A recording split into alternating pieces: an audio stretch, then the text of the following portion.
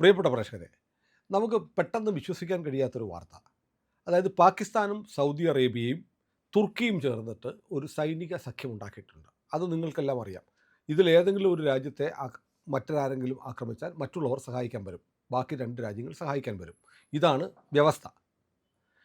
ഈ സഖ്യത്തെ മെക്ക സഖ്യം എന്നാണ് വിളിക്കുന്നത്. ഈ മെക്ക സഖ്യത്തിൽ ചേരാൻ പാകിസ്ഥാനും തുർക്കിയും സൗദി അറേബ്യയും ചേർന്നുള്ള ഈ സൈനിക സഖ്യത്തിൽ ചേരാൻ ഇറാന് ക്ഷണം കിട്ടിയിരിക്കുന്നു എന്ന് ഇറാൻ പാർലമെൻറ്റിൻ്റെ വാർത്താ ഏജൻസിയായ മെഹ്ദി റഹീമിയയുടെ തലവൻ പറഞ്ഞിരിക്കുന്നു. ഞങ്ങൾ ആലോചിച്ചുകൊണ്ടിരിക്കുകയാണ്. അതിലിപ്പോൾ എന്താണെന്നാണോ? അല്ല, ഇതേ ഇറാനല്ലേ സൗദിയെ ആക്രമിച്ചുകൊണ്ടിരിക്കുന്നത്. അങ്ങനെ സൗദിയെ ആക്രമിച്ചുകൊണ്ടിരിക്കുന്ന ഇറാൻ ഈ സഖ്യത്തിൽ വന്നാൽ അമേരിക്ക നാളെ എങ്ങനെ ഇറാനെ ആക്രമിക്കും? നാളെ അമേരിക്കയോ ഇസ്രയേലോ ഇറാനെ ആക്രമിച്ചാൽ സൗദി, തുർക്കി, പാകിസ്ഥാൻ, മറ്റ് 3 രാജ്യങ്ങൾ ഇറാനെ സഹായിക്കേണ്ടി വരും. അപ്പോൾ നമ്മൾ ഇതുവരെ കേട്ടിട്ടുള്ള ജിയോ പൊളിറ്റിക്സിൽ നിന്നും വളരെ വ്യത്യസ്തമായ ഒരു നീക്കം നടക്കുന്നു എന്നാണ് ഇറാൻ പറയുന്നത്. ഇറാൻ്റെ വിശദീകരണമാണ്: ഞങ്ങളെ ക്ഷണിച്ചു, പക്ഷേ സൗദി മിണ്ടിയിട്ടില്ല, തുർക്കി മിണ്ടിയിട്ടില്ല, പാകിസ്ഥാൻ മിണ്ടിയിട്ടില്ല. അപ്പോൾ ഇത് അമേരിക്കയ്ക്കിട്ടുള്ള പണിയാണോ, അതോ ഇത് കലക്കാൻ വേണ്ടിയിട്ട്, ഈ സഖ്യം പൊളിക്കാൻ വേണ്ടി സൗദി തന്നെ നടത്തുന്ന ഒരു നീക്കമാണോ? സുനിൽ, അത് സൗദിയുടെ വശത്ത് നിന്നും ഇങ്ങനൊരു നീക്കം ഉണ്ടാവുമെന്ന് നമുക്ക് പ്രതീക്ഷിക്കാൻ പറ്റില്ല. കാരണം കാരണം ഹൂത്തികൾ സൗദിയെ ആക്രമിച്ചുകൊണ്ടിരിക്കുക. ഈ ഇറാൻ യുദ്ധത്തിന് മുമ്പേ ഹൂത്തികളുടെ ആക്രമണം സൗദിക്ക് നേരെയുണ്ട്. അതെ, പക്ഷേ സൗദി രാജകുടുംബത്തിൽ നമ്മൾ വിചാരിക്കുന്നത് പോലെയൊന്നും അല്ല. ഇപ്പൊ ഈ സൗദ് രാജാവാണല്ലോ ഇപ്പൊ ഭരിക്കുന്നത് അവിടെ. MBS ആണ് സുൽത്താൻ, അല്ല, അതെ, രാജാവ്. അനന്തരാവകാശി, കിരീടാവകാശി. അയാൾക്ക് ഭയങ്കര എതിരാളികളുണ്ട്, മറ്റ് ഉം. രാജവംശത്തിലുള്ള അവർ. ഇയാൾക്ക് എതിരെ ഈ ഇസ്ലാമിക് ടെററിസ്റ്റുകളായിട്ട് ചേർന്ന് പ്ലോട്ട് ചെയ്യുന്നുണ്ട്. ഉം. ഒന്നാമത്തെ MBS വളരെ പുരോഗമനവാദിയായിട്ടാണ് അതെ, അറിയപ്പെടുന്നത്. അതുകൊണ്ട് അവിടുത്തെ യാഥാസ്ഥിതികർക്ക് വലിയ പ്രശ്നമുണ്ട്. അതെ, അപ്പോൾ അവർ ഈ അയാളെ താഴ്ത്തിറക്കാനായിട്ടുള്ള ശ്രമങ്ങൾ അവർ നടത്തുന്നുണ്ട്. പക്ഷെ ഒന്നും വിജയം കാണുന്നില്ല എന്ന് മാത്രം. അപ്പോൾ ഇതൊക്കെ കണ്ടിട്ടാണ് ഇന്ത്യ ഗവൺമെൻറ്റിനെ അവർ വളരെ ആദരിക്കുകയും നരേന്ദ്രമോദിക്ക് ഏറ്റവും വലിയ സമ്മാനം കൊടുക്കുകയൊക്കെ ചെയ്ത്, എങ്ങനെയെങ്കിലും പ്രശ്നം ഉണ്ടെങ്കിൽ ഞങ്ങളെ രക്ഷിക്കണം എന്ന് പറഞ്ഞിട്ട്. എന്നിട്ട് പോയി പാകിസ്ഥാൻ്റെ കൂടെ ചേർന്നു. അതെ, പക്ഷെ അവർ പറയണ ഈ ഇന്ത്യ ഇത് ഒരു കാലത്തും ബാധിക്കില്ല പറഞ്ഞു എന്നാണ് അവർ കഴിഞ്ഞു. പറയണത്. പക്ഷെ ഇപ്പം ഞാൻ ഇന്നിപ്പോൾ വേറൊരു വാർത്തയും കൊണ്ട് ബംഗ്ലാദേശിനെയും അവർ വിളിച്ചിട്ടുണ്ട്. ബംഗ്ലാദേശിനെ വിളിച്ചിട്ടുണ്ട്. ബംഗ്ലാദേശ് അങ്ങോട്ട് ചേരാൻ പോവാണ്. അവർ ചേരാൻ പോവുക. അപ്പോൾ അവർ എല്ലാവരും കൂടി ആയി കഴിഞ്ഞിട്ടുണ്ടെങ്കിൽ സംഗതി ഇന്ത്യയുടെ കാര്യം വലിയ കഷ്ടത്തിലാവും ഇന്ത്യക്ക്. പക്ഷെ വിദേശകാര്യ വകുപ്പ് പറഞ്ഞിരിക്കണ ഇന്ത്യ അതൊരു വലിയ ഗൗരവമായ പ്രശ്നമായിട്ട് എടുക്കണില്ല. ഇവർക്ക് ഇതിനു മുമ്പ് ഇസ്ലാമിക് രാജ്യങ്ങൾക്കെതിരെ ആക്രമണം ഉണ്ടായപ്പോൾ ഇവർക്ക് ഒരുമിച്ച് നിൽക്കാൻ പറ്റിയിട്ടില്ലല്ലോ. അത് മാത്രമല്ല, സൗദിക്ക് ഒരുപാട് സാമ്പത്തിക താല്പര്യങ്ങളുണ്ട്. സൗദിയുടെ വലിയ നിക്ഷേപങ്ങൾ ഇന്ത്യയിലുണ്ട്. നമ്മുടെ രാജ്യത്തു നിന്നുള്ള 70 ലക്ഷത്തോളം ഇന്ത്യക്കാർ സൗദിയിൽ ജോലി ചെയ്യുന്നുണ്ട്. പിന്നെ അരാംകോ ഉൾപ്പെടെയുള്ള റിഫൈനറികളുടെ വലിയ പ്രൊജക്റ്റുകൾ ഇന്ത്യയിൽ നടപ്പാക്കുന്നു. അപ്പോൾ സൗദിക്ക് സാമ്പത്തിക താല്പര്യങ്ങളുണ്ട്. ഒരുപക്ഷെ ഇനിയും ഇന്ത്യക്കെതിരായൊരു സൈനിക നീക്കത്തിന് തങ്ങൾ തയ്യാറാവില്ല എന്ന് അവർ പാകിസ്ഥാൻ്റെ അടുത്ത് പറഞ്ഞിട്ടുണ്ടാവും. ഈ പാകിസ്ഥാന് കാര്യം എന്താ, വലിയ ബുദ്ധിയും വിവരമൊന്നും ഇല്ലെങ്കിൽ കുത്തിത്തിരിപ്പുണ്ടാക്കാൻ പാകിസ്ഥാനികൾ കഴിഞ്ഞിട്ട് വേറെ ആരുള്ളൂ. പ്രത്യേകിച്ച് പഞ്ചാബി പാകിസ്ഥാനികൾ. വെസ്റ്റ് പഞ്ചാബിൽ ആണല്ലോ പാകിസ്ഥാൻ്റെ ഭാഗത്ത്. അവരാണ് പാകിസ്ഥാൻ പട്ടാളം ഭരിക്കണത്. പാകിസ്ഥാൻ ആർമി എന്ന് പേര് മാത്രമേ ഉള്ളൂ. എല്ലാം തന്ത്രപ്രധാനമായ പൊസിഷനിലും എല്ലാം ഇരിക്കുന്ന പാകിസ്ഥാനിൽ പഞ്ചാബി സിന്ധിലുള്ളവരാണ്. അപ്പോൾ അവർക്ക് ഈ മിലിറ്ററി അവരെ സംബന്ധിച്ചിടത്തോളം ഒരു കറവപ്പശുവാണ്. അത്യന്താധുനിക ആയുധങ്ങൾ മേടിച്ച് കൂട്ടിക്കൊണ്ടേയിരിക്കും. അപ്പോൾ അതിനൊക്കെ കമ്മീഷൻ കിട്ടും ഈ മറ്റേ ഈ പഞ്ചാബി കുടുംബങ്ങൾക്ക്, മിലിറ്ററി കുടുംബങ്ങൾക്ക്. അവർ അതങ്ങനെ ചെയ്യും. ഇന്ന് ഈ വാർത്ത വരണതിന് മുമ്പ് ഒരു കാര്യങ്ങളുണ്ട്. വെള്ളിയാഴ്ച ശനിയാഴ്ച പ്രസിഡന്റ് ട്രംപ് ഒരു കാര്യം പ്രഖ്യാപിച്ചിട്ടുണ്ടായിരുന്നു. തിങ്കളാഴ്ച ഞങ്ങൾ ഇറാനെ സാമ്പത്തികമായി ഞെരുക്കാനായിട്ടുള്ള, ശ്വാസം മുട്ടിച്ച് കൊല്ലാനായിട്ടുള്ള ഒരു പുതിയ പദ്ധതിയായിട്ട് വരുന്നുണ്ട്. യുദ്ധമല്ല, സാമ്പത്തികമായിട്ടുണ്ട്. അപ്പം ഇപ്പം തന്നെ എംബാർഗോ ഉണ്ട്. അതിൻ്റെ കൂടെ വേറെ എന്തെങ്കിലും വെച്ച് കഴിഞ്ഞാൽ ഒരു പക്ഷേ റോഡ് മാർഗമോ അല്ലെങ്കിൽ കരമാർഗമോ മറ്റോ എങ്ങനെയെങ്കിലും ഇവരുടെ എണ്ണ ഇറാനിൽ നിന്നും പുറത്തു പോകുന്നത് തടയാൻ വേണ്ടിയിട്ടുള്ള മാർഗ്ഗമായിരിക്കാം. എങ്ങനെ വേണമെങ്കിലും ആവാം അത്.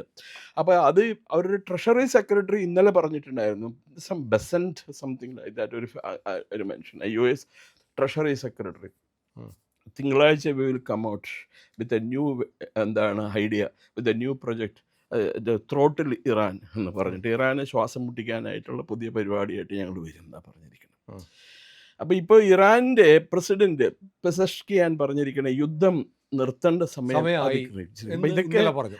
ഞാൻ കണ്ടു. അത് ഇതെല്ലാം മടുത്തു. മടുത്തു അവർക്കും. അവർ ഈ പറയണേ, നമ്മുടെ ഇവിടെ പലരും പറയുന്നുണ്ട് ഇറാൻ ഭയങ്കര സുശക്തമായ നിലയിലാണെന്നൊക്കെ പറയുന്നുണ്ട്. തേങ്ങയാണ്. ഒന്നല്ല അവിടെ യഥാർത്ഥ ഒടിയായി ഉഴുതുമറിച്ച വയൽ പോലെ കിടക്കുകയാണ്. 70% എങ്ങാണ്ടൊക്കെയാണ് ഈ ഇൻഫ്ലേഷൻ എന്ന് പറയുന്നത്. ഉം. ഇൻ്റർനെറ്റ് ഇല്ല, മറ്റേ കണക്ടിവിറ്റി ഇല്ല, തൊഴിലില്ലായ്മ രൂക്ഷമായിട്ട് കൂടിയിരിക്കുകയാണ്, ജനങ്ങൾക്ക് കഴിക്കാൻ ഭക്ഷണമില്ല. പക്ഷെ അതിനിടയ്ക്കും ഇന്നലെ ഒരാളെ തൂക്കിക്കൊന്നു. ഭരണകൂടത്തിനെതിരെ സംസാരിച്ചു എന്ന് പറഞ്ഞു. ഒരു സ്ത്രീ ഒരു ക്രൈസ്തവ വനിതേനെ തൂക്കിക്കൊല്ലാൻ വിധിച്ചിരിക്കുകയാണ്. ഉം. അവർ ബൈബിള് എവിടെ നിന്ന് ബൈബിളിലെ വാചകങ്ങൾ പ്രസംഗിച്ചു. പിന്നെ അത് മാത്രമല്ല പ്രവർത്തനം നടത്തി. ആരെയൊക്കെയോ ഇറാനിലുള്ള ആൾക്കാരെ വിളിച്ചിട്ട് മതപരിവർത്തനം നടത്താൻ ശ്രമിച്ചു എന്നുള്ള പേരിൽ അവരെ പിടിച്ച് ജയിലിലിട്ട് തൂക്കിക്കൊല്ലാൻ വിധിച്ചിരിക്കുക അവരെ. അപ്പം അവരെ സുഖമല്ല, അവരെ വിടണം എന്നൊക്കെ പറഞ്ഞു കഴിഞ്ഞപ്പോൾ അവർ കേട്ടിട്ടില്ല ഇതുവരെ. ഇപ്പം വനിതേനെ തൂക്കിക്കൊല്ലുകയാണെങ്കിൽ അതൊരു വലിയ വാർത്തയാവും. അത് തൂക്കി ഇറാൻ ചെയ്തിട്ടുണ്ടല്ലോ. അല്ല, തൂക്കിയല്ല, മൽസ അമിനിയൊക്കെ കൂടത്തിന് തലക്കടിച്ചാ വന്നത്, തൂക്കിക്കൊന്നില്ല. My god. അല്ല സാർ, ഇതിനകത്ത് ഞാനിപ്പോൾ ആലോചിക്കുന്നത്, നമ്മൾ ഇതൊക്കെ പറയുമ്പോഴും ഇത് ഇപ്പോൾ ഒരു വലിയ, നമ്മൾ പറഞ്ഞ പോലെ ഇസ്ലാമിക് നാറ്റോ എന്നൊക്കെ പറഞ്ഞ പോലെ തുർക്കി, പാകിസ്ഥാൻ, സൗദി അറേബ്യ ഈ സഖ്യം വരുന്നു. ഇന്ത്യ അത് ബാധിക്കത്തില്ല എന്ന് നമ്മളും പറഞ്ഞിട്ടുണ്ട്, സൗദിയും പറഞ്ഞിട്ടുണ്ട്. ഇന്ത്യയോടൊന്നും യുദ്ധം ചെയ്യാനും ഞങ്ങൾ പോകത്തില്ല, പാകിസ്ഥാൻ പോയി മേടിക്കും. അല്ലെങ്കിൽ ഇപ്പോൾ നോക്കൂ, ഈ സൗദിക്ക് നേരെ ഇറാൻ ആക്രമണം നടത്തുന്നു, പാകിസ്ഥാൻ ഒന്നും ചെയ്തിട്ടില്ല. അപ്പോൾ പിന്നെ ഈ കരാറൊക്കെ അവിടെ ഇരിക്കും. നമുക്ക് വേണ്ടപ്പെട്ടവരെ ഈ കൊള്ളാവുന്ന ചട്ടം കയ്യെ പിടിച്ചാൽ വല്ലതും പറയാൻ പറ്റുമോ എന്ന് പറയുന്ന പോലെയാണ് ഈ സഖ്യത്തിലുള്ള സൗദിയുടെയും ഒക്കെ അവസ്ഥ. പക്ഷേ ഇപ്പോൾ ഇതിനകത്തൊരു പ്രശ്നമുണ്ട്. ഇനി ഇസ്രയേൽ വന്നിട്ട് ഇറാനെ ആക്രമിച്ചാൽ പാകിസ്ഥാൻ എന്ത് ചെയ്യും? ഓ ഗാഡ്. പാകിസ്ഥാൻ എവിടെ, ഇസ്രായേൽ എവിടെ, പാകിസ്ഥാൻ എവിടെ? അവര് നോക്കൂ, സുനിലിന് അറിയില്ലേ, അവര് ഇറാഖിലെ ന്യൂക്ലിയർ റിയാക്ടർ തകർത്തുന്ന തരിപ്പണമാക്കി. അവർ ഇറാനിലെ ന്യൂക്ലിയർ റിയാക്ടേഴ്സ് തകർത്ത് തരിപ്പണമാക്കി. അത് പിന്നെ ഒരിക്കൽ പറയാം ഒരു കഥ. ദെൻ സിറിയയിൽ ഒരു റിയാക്ടർ പണിതുകൊണ്ടിരുന്നു. അതും ഇപ്പം അവിടെ റിയാക്ടറോട്ട് പോലും ഇല്ല, അവിടെ ആ പൊസിഷനിലാക്കി വെച്ചു അവർ. അപ്പം അങ്ങനെയുള്ള ഒരു രാജ്യത്തിനോട് ഏറ്റുമുട്ടാനായിട്ട് പാകിസ്ഥാൻ തയ്യാറാവുമോ? അല്ല, നമ്മൾ കഴിഞ്ഞ ആഴ്ച മറ്റൊരു വാർത്ത ഉണ്ടായിരുന്നു, അമേരിക്ക സഹകരിച്ചില്ലെങ്കിലും ഞങ്ങൾ ഒറ്റയ്ക്ക് ഇറാനെ ആക്രമിക്കാൻ ഒരുങ്ങുന്നു എന്നുള്ള ചില സ്റ്റേറ്റ്മെൻറ്റ്സ് ഇസ്രായേലിൻ്റെ ഭാഗത്തുനിന്ന് വന്നു. അങ്ങനെ അമേരിക്ക ഇല്ലെങ്കിലും ഞങ്ങൾ പോയി ഇറാനെ അഴിക്കുമെന്നും പറഞ്ഞ് ഇവർ വന്ന് ആക്രമണം നടത്തിയാൽ, ഈ മെക്ക സഖ്യത്തിൽ ഇറാനെ ചേർത്ത് കഴിഞ്ഞാൽ പാകിസ്ഥാനും സൗദി അറേബ്യയും ഇസ്രായേലിനെതിരെ യുദ്ധം ചെയ്യേണ്ടി വരും. സൗദി അറേബ്യ ഇപ്പോഴത്തെ സിറ്റുവേഷനിൽ ഇസ്രായേലിനെതിരെ യുദ്ധം ചെയ്യുന്ന എനിക്ക് തോന്നുന്നില്ല. കാരണം ഇറാൻ ഏറ്റവും കൂടുതൽ ആക്രമണം നടത്തുന്ന അറബ് രാജ്യങ്ങളിൽ ഒന്ന് സൗദി അറേബ്യ. ആ സൗദി അറേബ്യ പോയിട്ട് ചൊറി മാന്തി പുണ്ണാക്കാൻ ശ്രമിക്കുമോ? കാരണം അവർക്ക് എപ്പോഴെങ്കിലും ഒരു ആശ്വാസം കിട്ടാനുള്ളത് ഇസ്രായേലിൽ നിന്നായിരിക്കും. കാരണം അറബുകളും ഇസ്രായേലികളും തമ്മിൽ വഴക്കുണ്ടാവുമെങ്കിലും അവിടെ ഒരു വൈരുദ്ധ്യമുണ്ട്. ഇസ്രായേല് ചെറിയ നീരസം സൗദിയുടെ ഉണ്ട്. ഇസ്രായേലിന് കൂടുതൽ അടുപ്പം UAE-യോടാണ്. യുദ്ധത്തിനിടയ്ക്ക് ഒരു ദിവസം നെതന്യാഹു പറന്ന് UAE-യിൽ വന്നിരുന്നു എന്ന് PMO ഓഫീസ് പറഞ്ഞിരുന്നു. മാത്രമല്ല, ഒരുപാട് ആയുധങ്ങൾ, അയൺ ഡോം ഉൾപ്പെടെയുള്ളതെല്ലാം UAE-ക്ക് കൊടുത്തു. അബ്രഹാം അക്കോർഡിൽ ഒപ്പുവെച്ചിട്ടുള്ളത് UAE ആണ്, സൗദി അറേബ്യ അല്ല. അപ്പോൾ ഇസ്രായേലിന് വേണ്ടപ്പെട്ട രാജ്യം UAE ആണ്. ഇന്ത്യക്ക് വേണ്ടപ്പെട്ട രാജ്യം ഇസ്രായേലും UAE ആണ്. അപ്പോൾ ഇങ്ങനൊരു കണക്ഷനുണ്ട്, ഇന്ത്യ, ഇസ്രായേൽ, UAE. അപ്പോൾ ഇതൊരു വല്ലാത്തൊരു വൈരുദ്ധ്യമാണ്. അതേസമയം ഇറാൻ ആവട്ടെ, ഇപ്പോഴത്തെ ഈ വാർ തുടങ്ങുന്നതിന് മുമ്പ് തന്നെ ഇറാൻ്റെ പോക്സിയായ ഹൂത്തികൾ സൗദിക്കിട്ട് അടിക്കുന്നുണ്ട്. മക്കയ്ക്കും മദീനയ്ക്കും നേരെ വരെ ഇവർ മിസൈൽ വിട്ടു. അമേരിക്കൻ സൈന്യമാണ് പാട്രിയറ്റ് വെച്ച് അത് അടിച്ച് തകർത്ത് ഇറാൻ ഇപ്പോഴത്തെ വാർ തുടങ്ങുന്നതിന് മുമ്പ്. അപ്പോൾ ഇതെങ്ങനെ അപ്പോൾ ഇനി ഇറാൻ ചുമ്മാ പറഞ്ഞതാണോ ഞങ്ങളെ ക്ഷണിച്ചിട്ടുണ്ട് എന്ന് പറയുന്നത്? ഇറാനാണല്ലോ പ്രഖ്യാപിച്ചിരിക്കുന്നത്. അതിനെ കുറിച്ചിട്ടൊന്നും പ്രതികരിച്ചിട്ടില്ല ഇതുവരെ. പക്ഷെ വേറൊരു കാര്യമുണ്ട്, ഈ മെക്കയും മദീനയിലൊക്കെ മിസൈൽ ആക്രമണം നടത്തിയിട്ട് സൗദി അറേബ്യ പ്രതികരിക്കാത്തത് വളരെ ദുരൂഹതയുണ്ട് അതിനകത്ത്. ഇവർ സുന്നി മുസ്ലിംസാണ് സൗദി അറേബ്യയിലുള്ളത്. ഇറാനും ഇറാഖ് ഷിയ മുസ്ലിംസാണ്. ഷിയകളും സുന്നികളും തമ്മിൽ ഭയങ്കര വഴക്കാണ്. അപ്പോൾ അവർ ചെയ്ത സ്ഥിതിക്ക് മക്ക തൊട്ടിട്ടുള്ള ഒരു കളി അവർ സമ്മതിക്കില്ല. മക്കേനെ പറ്റി നേരത്തെ മക്കയ്ക്ക് നേരെ ഒരു മിസൈൽ അയച്ചിരുന്നു. ഒരു വർഷം മുമ്പ്. ഇപ്പം തന്നെയും യുദ്ധം തുടങ്ങിയതിന് ശേഷം UAE 1 തവണ ഇറാന് കയറി അടി കൊടുത്തിട്ടുണ്ട്. ഓക്കെ. അത് ഒഫീഷ്യലി അത് കൺഫേം ചെയ്തിട്ടുണ്ട്. അപ്പൊ ഇതൊരു എന്താ മിസ്റ്ററീസ് നിറഞ്ഞ ഒരു ഇതാണ്. നമുക്കിപ്പോൾ ഈ സൗദി അറേബ്യ, ടർക്കി, പാകിസ്ഥാൻ തുടങ്ങിയ രാജ്യങ്ങളിൽ നിന്നുള്ള ഒരു പ്രതികരണം വരാതെ നമുക്ക് ഇതിനെക്കുറിച്ചിട്ടൊരു അവസാന വാക്ക് പറയാൻ പറ്റൂല. മെക്ക അക്കോർഡിൽ ഇവര് എന്താ ഇറാൻ ചേരുവോ ഇല്ലയോ എന്നുള്ളത്. പക്ഷെ വേറെ കാര്യമുണ്ട്, കാതോർത്തിരുന്നാൽ ഒരു ചിരി കേൾക്കാം നമുക്ക്. അത് ഡൽഹിയിൽ നിന്നാണ്. മോദിയും ജയശങ്കറും കൂടെ ചിരിക്കുന്നുണ്ടാവും. ഇവന്മാർ വലിയ സഖ്യമൊക്കെ ഉണ്ടാക്കിയിട്ട് ഇതിനകത്ത് ഇത് ഒരു തരത്തിലും കൂടിച്ചേരാത്ത തരത്തിലേക്ക് ഇത് കുളമായിക്കൊണ്ടിരിക്കുകയാണ്. അതാണ് ആ വിദേശകാര്യ വക്താവ്, പേര് പറഞ്ഞിട്ടില്ല, വിദേശകാര്യ വക്താവ് ഇന്നലെ പത്രക്കാരോട് പറഞ്ഞത്. ഇതിനു മുമ്പും ഇതുപോലുള്ള അക്കോർഡ് പലതും ഉണ്ടായിട്ടില്ലേ, എന്നിട്ട് എന്താ പാക്റ്റൊക്കെ അവിടെ പോയി. ആ ചരിത്രമൊക്കെ എടുത്ത് പരിശോധിച്ചാൽ ഈജിപ്തും പിന്നെ എന്താ ഈജിപ്തും വേറൊരു ലെബനനും ഒന്നായി. മനസ്സിലായല്ലോ, ഒറ്റ രാജ്യമായി. ഈജിപ്റ്റ് അതിൽ അൻവർ സദാത്തും കേണൽ മുഹമ്മദ് ഗദ്ദാഫിയും കൂടിയാണ് ആ അഗ്രിമെന്റ് ഒപ്പിട്ടത്. അവിടെ പോയ അഗ്രിമെന്റ്. അതുപോലെ എന്താ വേറൊരു മൂന്നാമത്തെ രാജ്യത്തിനെയും പിടിച്ചോണ്ടെന്ന് അതിനകത്ത് മെമ്പറാക്കി. I don't remember. ഇത് കുറേ എണ്ണം ഉണ്ടല്ലോ ഇത് ഇസ്ലാമിക് രാജ്യങ്ങൾ ഒരു ഇസ്ലാമിക് ബ്ലോക്ക് ഉണ്ടാക്കാൻ വേണ്ടിയിട്ട്.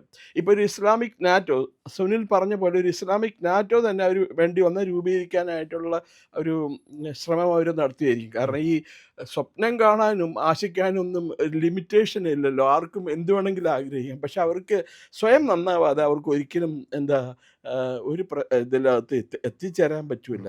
ഈ പറഞ്ഞ പോലെ പാകിസ്ഥാനും ടർക്കിയും സൗദി അറേബ്യ ഒരുമിച്ച് നിൽക്കുമായിരിക്കും. എന്നാൽ നിന്നാൽ തന്നെ ഈ പാകിസ്ഥാനെതിരെ നടക്കാൻ പോകുന്ന ആക്രമണം അല്ലെ ടർക്കിക്കെതിരെ, ടർക്കിയും സൈപ്രസ് ആ പ്രശ്നമുണ്ട്. അതുകൂടാണ്ട് സൈപ്രസിന് നമ്മളാണ് ആയുധം കൊടുക്കുന്നത്. ടർക്കിയെ പറ്റി പറയണേ, ലോകത്തെല്ലാവരും പറയണേ ടർക്കിയുള്ള മഹാകള്ളന്മാരും ക്രൂരന്മാരും എന്നാ പറയണേ.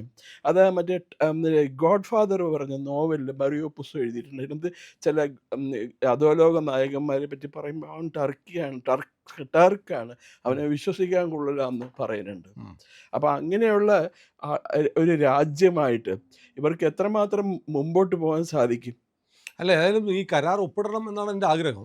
ഒപ്പിട്ട് കഴിഞ്ഞാൽ ഒരു സുപ്രഭാതത്തിൽ നമുക്ക് കേൾക്കാം ഇസ്രായേൽ ഫൈറ്റർ ജെറ്റുകൾ വന്ന് പാകിസ്ഥാനിൽ ലാഹോറിൽ ബോംബിട്ടു. അത് പക്ഷേ ഇതിന് മുമ്പേ ചെയ്യേണ്ടതായിരുന്നു. അത് മൊറോർജി ദേശായിയായിട്ട് നശിപ്പിച്ചു കഹൂട്ട റിയാക്ടർ ഉണ്ടായ സമയത്ത്. പക്ഷേ ഇനി അതിനുള്ള സാധ്യത കൂടും. എന്തായാലും ഇറാനെ ആക്രമിക്കുക എന്നുള്ളത് ഇസ്രായേലിൻ്റെ ജീവശ്വാസം പോലത്തെ ഒരു ആവശ്യമാണ്, പ്രാണവായു പോലെയാണ്. കാരണം അവർ ബോംബുണ്ടാക്കിയാൽ ഇസ്രായേലില്ല. അതുകൊണ്ട് ഇറാൻ ഒന്ന് പച്ച പിടിച്ചാൽ ഉടൻ ഇസ്രായേൽ ആക്രമിക്കും. അപ്പോൾ പാകിസ്ഥാൻ എന്ത് ചെയ്യണം? ഇസ്രായേലോട് യുദ്ധം ചെയ്യണം. യുദ്ധം ചെയ്യാൻ ആലോചിക്കുന്ന ആ നിമിഷം മാത്രമേ ചിലപ്പോൾ പാകിസ്ഥാൻ ബാക്കി ഉണ്ടാകത്തുള്ളൂ. ഇന്ത്യൻ ഫുട്ബോൾ ടീമും ബ്രസീലിയൻ അല്ലെങ്കിൽ അർജന്റീനിയൻ ഫുട്ബോൾ ടീമും തമ്മിലൊരു മത്സരം നടന്ന എന്താ റിസൾട്ട് എന്ന് നമുക്ക് ആലോചിക്കാൻ പറ്റൂലേ? ഓരോ മിനിറ്റിനും ഓരോ ഗോൾ വെച്ചിട്ട് അടിക്കും അർജന്റീന. അതായിരിക്കും. ഇന്ത്യ ഒന്നും ഉണ്ടാവില്ല അവരുടെ അടുത്തൊക്കെ കളിക്കാൻ പോയി കഴിഞ്ഞാൽ. നമ്മുടെ ഇന്ത്യയെ കുറിച്ച് സാർ അങ്ങനെ പറഞ്ഞു ഇഷ്ടപ്പെട്ടില്ല. ഇത് സത്യമാണ്. നമ്മളെ ചില ഈ ഇപ്പോഴത്തെ ലോകകപ്പ് ഹോക്കി നടക്കുകയാണ്. നമ്മുടെയാണ് ഹോക്കി, ഇന്ത്യയുടെയാണ്. അതെ, പക്ഷേ ഈ 74 മറ്റാണ് നമ്മൾ അവസാനമായിട്ട് ലോകകപ്പ് ഹോക്കി ചാമ്പ്യൻഷിപ്പ് മേടിച്ചത്. അതിനടുത്ത് 76 ഒളിമ്പിക്സിൽ അർജന്റീന എത്ര ഗോളിനാണ് ഇന്ത്യൻ ഹോക്കി ടീമിനെ തോൽപ്പിച്ചതെന്നറിയാം? 6-0. ഇന്ത്യക്കാരുടെ കളിയിൽ. അപ്പൊ അന്നത്തെ എനിക്കത് ഞാൻ ഖേദം ഉണ്ടെങ്കിൽ പോലും ഞാനത് സ്വീകരിക്കുന്നു. കാരണം നമ്മുടെ രാജ്യം ചില മേഖലകളിൽ ദുർബലമാണ്. കായിക മേഖലയിലായതുകൊണ്ട് കുഴപ്പമില്ല. അല്ല, ഇത് പറഞ്ഞു ഒരു ഉദാഹരണം പറഞ്ഞെന്ന് മാത്രം കേട്ടോ. അങ്ങനെ അത് നടക്കല്ലെന്ന് നമുക്ക് ആഗ്രഹിക്കാം. ഇന്ത്യ അർജന്റീനയെ തോൽപ്പിക്കുന്ന ഒരു ദിവസം വരും. അതെ. അല്ലെങ്കിൽ തോക്കുകയാണെങ്കിൽ തന്നെ മാന്യമായിട്ട് തോൽക്കുന്ന ഒരു ദിവസം വരും. 6 ഗോളും 8 ഗോളും മേടിച്ച് തോൽക്കേണ്ടി വരില്ല. ഒരു ഗോളുടെ ഒക്കെ തോൽക്കേണ്ട അത് ഈ തലമുറയിൽ തന്നെ ചിലപ്പോൾ പക്ഷെ കാണാൻ പറ്റും. അർജന്റീന അജയ്യമായ ടീമൊന്നുമല്ല. അല്ല, ശരിയാണ്. പക്ഷേ ഈ പറഞ്ഞ പോലെ ഇപ്പോഴത്തെ നിലവാരത്തിൽ ലോകത്തിലെ ഏറ്റവും ബെസ്റ്റ് ടീം അവരാണല്ലോ. നമ്മുടെ ടീം കളിച്ചിട്ടില്ലല്ലോ. ചിലപ്പോൾ കളിച്ചാൽ നമ്മൾ ജയിച്ചാലോ? എന്റെ സുനിൽ, അതൊരു വല്ലാത്ത സ്വപ്നമാണ്. ലോകകപ്പിൽ പോയിട്ട് ദാവീദിന്റെയും ഗോലിയാത്തിന്റെയും കഥ അറിയില്ലേ സാർ? അത് ശരിയാ. അപ്പൊ അങ്ങനൊന്നുമില്ല. പ്രതീക്ഷിക്കാം നമുക്ക്. എന്താ ശുഭപ്രതീക്ഷ നമ്മളെ രക്ഷിക്കട്ടെ. ഏതായാലും കുമാർ ചെല്ലപ്പൻ സാർ നമ്മുടെ കൂടെ ഉണ്ട്. ഞങ്ങളിങ്ങനെ വർത്താനമൊക്കെ പറഞ്ഞിരിക്കും. നിങ്ങൾ കൂടെ ഉണ്ടായാൽ മതി. ഓണക്കാലമാണ്. ഒരുപാട് വീഡിയോസ് ഇപ്പോൾ നമ്മൾ വീഡിയോസ് കുറച്ചിട്ടുണ്ട് കേട്ടോ. ഒത്തിരി വീഡിയോ ഒന്നും നമ്മളിപ്പോൾ കൊണ്ടുവന്ന് നമ്മുടെ ചാനലിൽ ഡംപ് ചെയ്യുന്നില്ല. വളരെ കുറച്ച് ദിവസമായിട്ട് നമ്മൾ വീഡിയോകളുടെ എണ്ണം കുറയ്ക്കുന്നുണ്ട്. കാരണം നിങ്ങളൊക്കെ തിരക്കാണ്. അപ്പോൾ ഓണം യാത്ര, ഓണത്തിൻ്റെ പർച്ചേസ്, അങ്ങനെ പല കാര്യങ്ങൾ. അപ്പോൾ അതിനിടയ്ക്ക് വീഡിയോ കാണാൻ എത്ര സമയം? അതുകൊണ്ടാണ് ഓണം കഴിയുന്നവരെ നമ്മുടെ വീഡിയോകളുടെ കൗണ്ട് കുറവായിരിക്കും. നമ്മളൊരു 5 6 വീഡിയോ ഒക്കെ ഒരു ദിവസം അപ്ലോഡ് ചെയ്യുന്നുള്ളൂ. പക്ഷേ അതെല്ലാം നിങ്ങൾ കാണണം കേട്ടോ. എന്നിട്ട് നമ്മുടെ ചാനൽ സബ്സ്ക്രൈബ് ചെയ്യാതെ കാണുന്ന ആളുകളുണ്ടെങ്കിൽ ഞങ്ങൾക്ക് തരുന്ന ഓണസമ്മാനം പോലെ ചാനൽ സബ്സ്ക്രൈബ് ചെയ്യണം.